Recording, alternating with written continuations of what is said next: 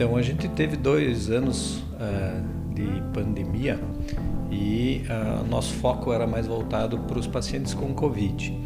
Mesmo assim, tinha casos de infecções respiratórias, mas eram mais raros, porque como as escolas estavam trabalhando remoto, né? O pessoal também estava mais recluso em casa, não estava saindo tanto.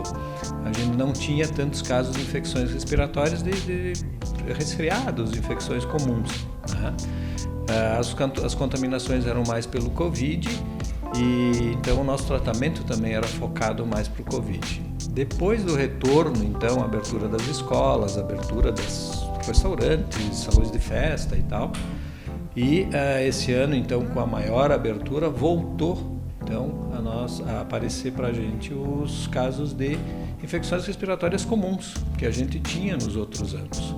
Talvez por esses 2 anos afastados, o nosso organismo diminuiu um pouco, talvez a imunidade, ou por não ter sido contaminado nesses 2 anos por infecções respiratórias, a gente começou a ter uns quadros mais importantes de infecções respiratórias. Então, esse ano, realmente, a gente percebeu que as infecções respiratórias vieram uma concentração maior e uma gravidade também maior.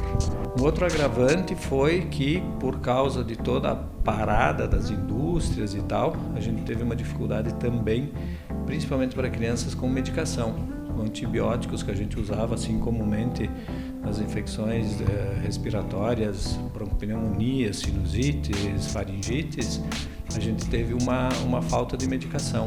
Então isso também acabou impactando no tratamento e no agravamento das infecções. Covid, ele apresentava lá no início um quadro gripal, né, sintomas bem importantes de dor no corpo, febre, mal-estar, e os casos mais graves, então, que acabavam internando, eles faziam um quadro de insuficiência respiratória. Agora, os quadros que a gente vê comumente são dor de garganta, disfonia, tosse bem importante com secreção, geralmente secreção purulenta e bastante febre, né? Então é um quadro típico de infecção respiratória.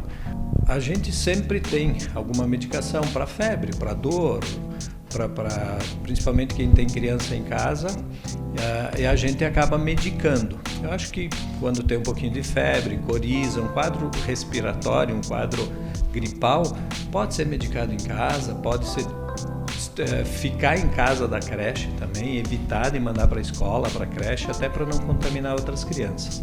Se esse quadro respiratório, febre, começar com tosse mais importante, ou se tu vê que a criança fica com uma dificuldade respiratória, daí sim tem que ser procurado.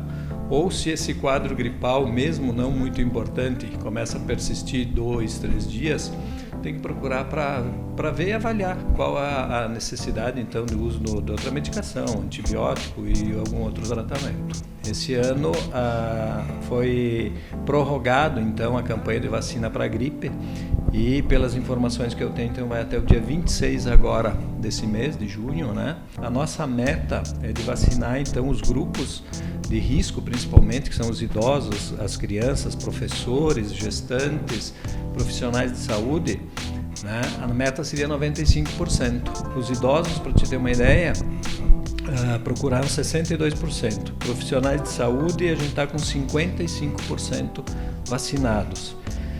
As crianças 43%, gestantes 29%, puérperas estão com 90% e os professores 33%. Então a gente quer informar que existem vacinas, agora foi aberto então pela pouca procura para a população em geral. Então quem quiser ser vacinado até que tem vacinas até o dia 26, então a quantidade de vacinas que tem nos postos de saúde, a população em geral pode procurar que vai ser vacinada. Muitas pessoas dizem assim, eu vacinei, mas eu gripei, eu tive uma sinusite, eu tive uma bronquite igual. Claro, a vacina ela previne um tipo de gripe, mas a gente sabe que uma sinusite, uma faringite também a gente pode ter mesmo vacinado. Se não vacinado, a chance é maior, porque em cima de uma infecção viral, você pode ter uma infecção bacteriana, uma sinusite, uma pneumonia muito mais facilmente. Então, a vacina ela ajuda, ela previne um quadro gripal inicial que pode prevenir então uma infecção mais grave.